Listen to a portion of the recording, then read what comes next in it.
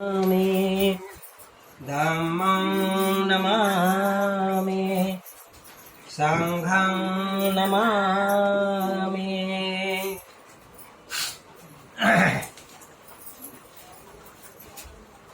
नमो तस्स भगवतो अरहतो सम्मा सम्बुद्धस्स।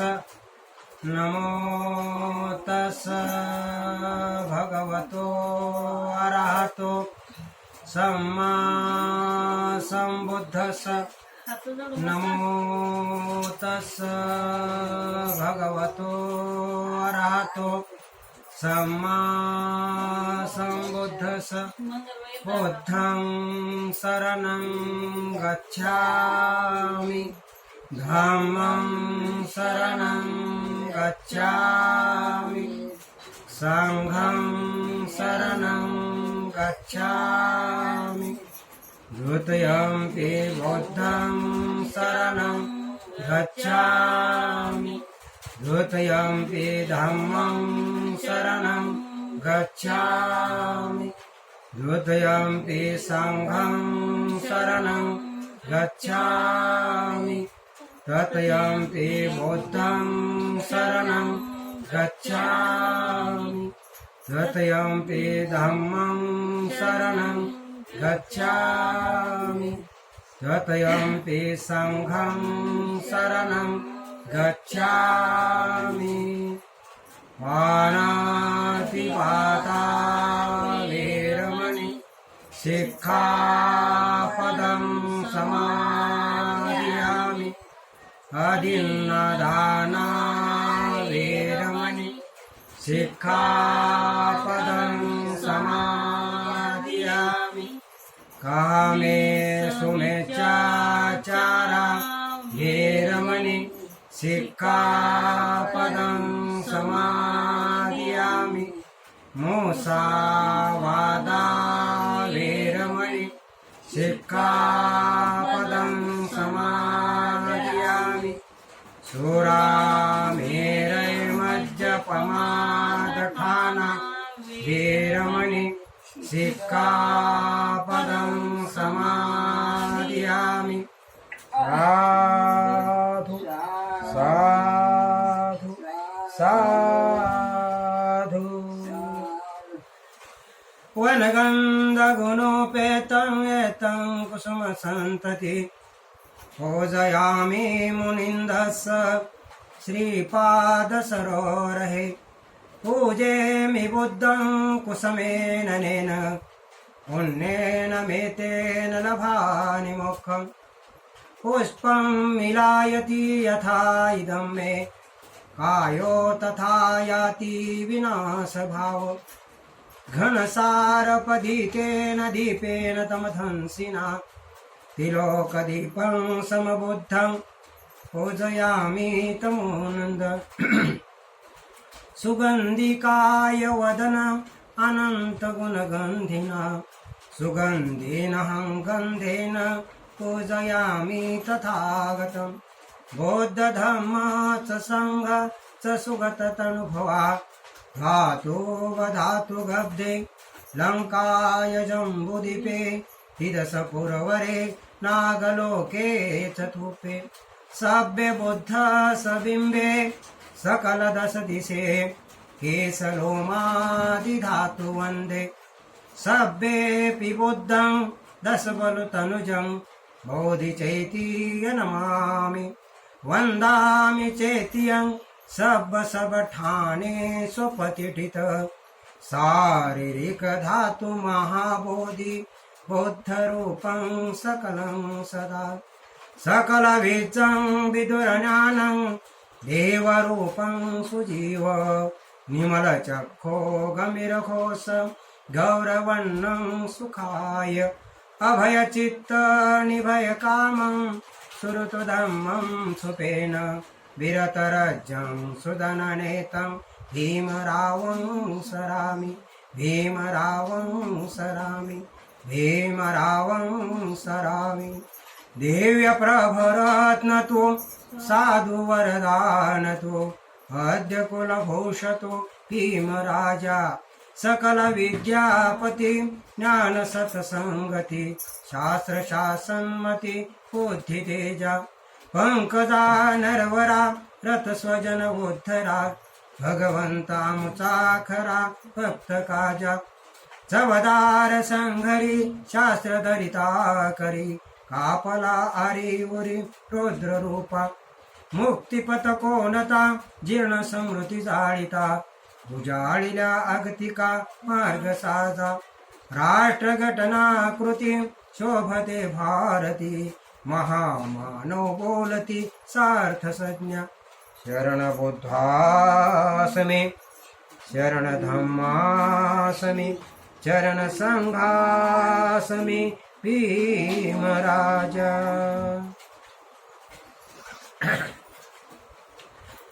ब्राहिंद देवींद नारींद राज बोधी सुबोधी करुणा गुणंग पनापदीप जलितं जलत वंदामि बुद्धं भवपारतिं भ्राधिपति देवाधिपति नरेंद्राधिपति जगत में उत्तम बुद्धि लाभ करने तथा करुणा गुण में सर्वश्रेष्ठ ऐसे प्रज्ञा से अलौकिक ऐसे भवसागर भगवान बुद्ध को मैं वंदन करता हूं। आपण काल जो भाग पाहिला राजा सिद्धोधनाच्या घरी सिद्धार्थ गौतमाचा जन्म झाला आणि अशीत मुनीने या आपल्या ध्यानातून पाहिले आणि त्या टायमाला सर्व देवता आलो बुद्ध बुद्ध असा मंजूळ आवाज स्वर काढीत होता।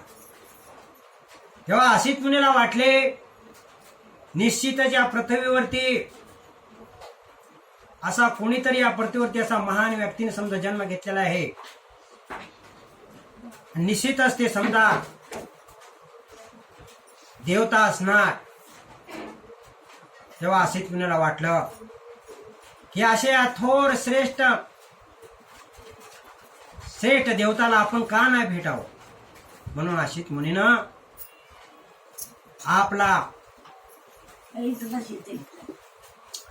आपला पुतण्या नरदत्त आणि याला घेऊन ते थेट कुठे आलेले आहेत राजा सिद्धोधनाच्या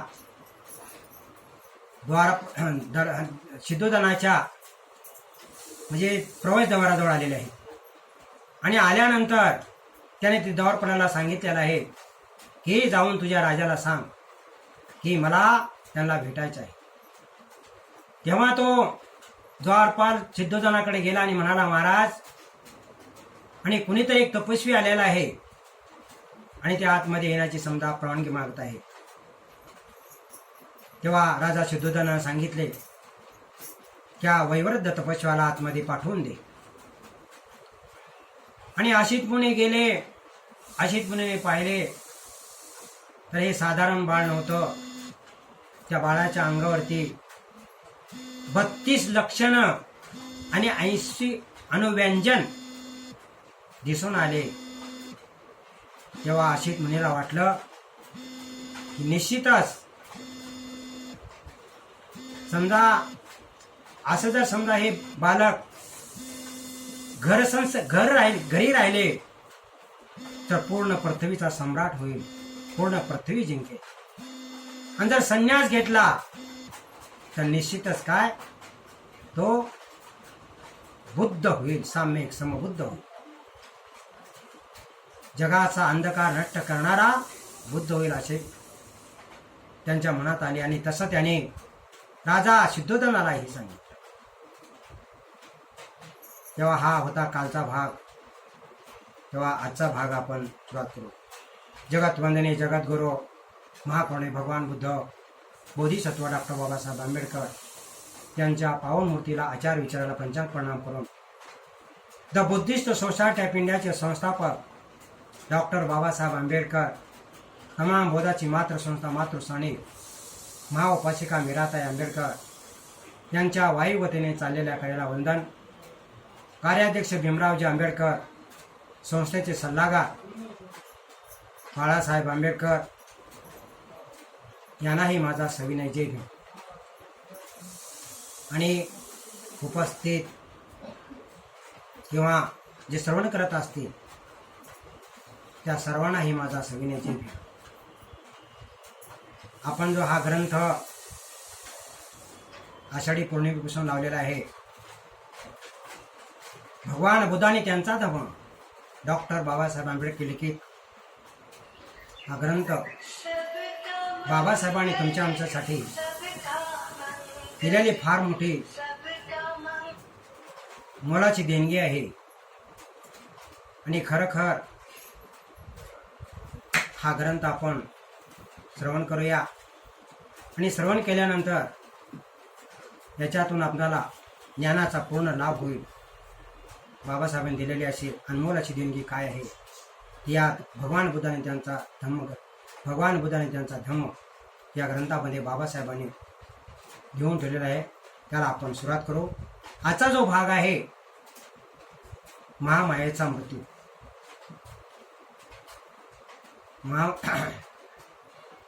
मुलाला जन्मून समजा 5 दिवस झालेले आहेत आणि महामायेला समजा वेदना चालू आहेत. म्हणजेच 7व्या दिवशी महामायाचा मृत्यू होतो. तर बाबासाहेबांचं सुद्धा तसं झालेलं आहे. बाबासाहेब 7 वर्षाचे असतानाच बाबासाहेबाची माता बाबासाहेबाला सोडून गेले आणि ते या जगातील ज्ञानीपुरुष झाले. आणि हे भगवान बुद्ध जगातील अंधकार नष्ट करणारे साम्यक समबुद्ध झाले. तर त्यांच्या महामायेचा जो मृत्यू आहे इथपासून आपल्याला समजा हा ग्रंथ चालू करायचा आहे.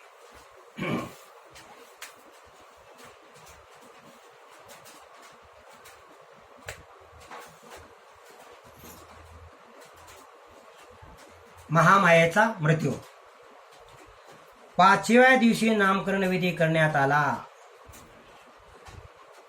सिद्धार्थ गौतमाचा जन्म झालेला आहे आणि 5व्या दिवशी त्याचे नामकरण करण्यात आलेले आहे. मुलाचे नाव सिद्धार्थ असे ठेवण्यात आले. त्याचे गोत्रनाम गौतम असे होते, म्हणून त्याला सिद्धार्थ गौतम या नावाने लोक संबोधू लागले. सिद्धार्थ गौतम हे त्यांचं नाव का पडलं, तर त्यांचं गोत्र गौतम असल्या कारणाने सिद्धार्थ गौतम असं नाव समजा त्यांचं ठेवण्यात आलेलं आहे. त्यांच्या गोत्रावरून सिद्धार्थ गौतम याचे नाव त्यांना संबोधण्यात आलेलं आहे. मुलाच्या जन्माचा आनंदोत्सव नामकरण विधी समारंभ चालू असतानाच महामायाला एकाएकी आजारी पडली. तिचे दुखणे बळावू लागले. महामायेचं दुखणं बळावू लागलेलं आहे. 5व्या दिवसापासून सुद्धा तिला आजार झालेला आहे. आपला अंतकाळ जवळ आला आहे अशी ओळखून तिने राजा शत्रुघ्नाला प्रजापतीला आपल्या रुग्णसेवेजवळ बोलवले आणि म्हणाले, माझ्या मुलाबद्दल असित मुनीने जे भविष्य वर्तविले आहे ते जर खरे होईल याचा मला विश्वास वाटत आहे. मला दुःख एकच खंत वाटत आहे, ते खरं ठरलेलं पाहण्यासाठी समजा मी जिवंत राहणार नाही. महामायेनं काय केलेलं आहे, आपला मृत्यू समीप आलेला आहे हे ओळखून, म्हणजेच महामायाची मोठी बहीण महामाया गौतमी हिला समजा तिने काय केलेलं आहे, बोलवून घेतले, सिद्धोधनाला बोलवून घेतलेलं आहे. आणि अशीत मुनीने सांगितलेलं आहे की हा जर समजा ग्रस्तीत राहणारच नाही, याच्या समोर एकच पर्याय आहे, ते म्हणजे समजा हे जगातील अंधकार नष्ट करणारा साम्यक समबुद्ध. तेव्हा महामाया राजा सिद्धोधन व गौतमीला सांगत आहे, मी जरी समजा माझा मृत्यू झाला, मला मृत्यूची खंत नाही, पण असित मुनीने सांगितलेले जर भविष्य खरं ठरलं तर ते पाहण्यासाठी मी जिवंत राहणार नाही. या गोष्टीची मला खंत वाटत आहे, या गोष्टीचं मला वाईट वाटत आहे, असं महामाया म्हणत आहे. माझं बाळ आता लवकरच मातृहीन होईल, परंतु माझ्या मागे माझ्या मुलाचे काळजीपूर्वक लालन पालन होईल किंवा नाही, त्याच्या भवितव्याला अनुलक्षण त्याची योग्य प्रकारे जोपासना केली जाईल किंवा नाही, याबद्दल मला मुळीच चिंता वाटत नाही. आणि महामाया म्हणत आहेत की त्याचं लालन पोषण पालन पोषण करल नाही करल याची मला मुळीच चिंता नाही. तर चिंता कसली आहे की मी मात्र ते जेव्हा बुद्ध होतील ते पाहण्यासाठी मात्र मी जिवंत राहणार नाही, या गोष्टीची खंत मला आहे, असं महामाया म्हणत आहे. प्रजापती, माझे बाळ मी तुझ्या स्वाधीन करते आहे. त्याच्या आईपेक्षाही तू त्याचा चांगला सांभाळ करशील, याबद्दल मला मुळीच शंका वाटत नाही. आणि महामायेनं प्रजापती गौतमीला म्हटलेलं आहे की तू माझ्या मुलाचा चांगला सांभाळ करशील, याची मला समजा मुळीच काळजी नाही, कारण तू त्याचा सांभाळ चांगला करशीलच, असं महामाया अगदी खात्रीने प्रजापती गौतमीला सांगत आहे. प्रजापती गौतमी ही कोण आहे? महामायाची जर बहीण असली तरी शुद्धोधनाची मागची पत्नी, म्हणजेच महामायापेक्षा मोठी होती. महामायाचं लग्न शुद्धोधनावर पहिले झालं होतं. नंतर शुद्धोधनाने शौर्य दाखवल्यानंतर प्रजापती गौतमी बरोबर त्यांचा विवाह झाला होता. तेव्हा ती म्हणत आहे की माझं ही मूल मी तुझ्या स्वाधीन करीत आहे, असं महामाया प्रजापती गौतमीला सांगत आहे.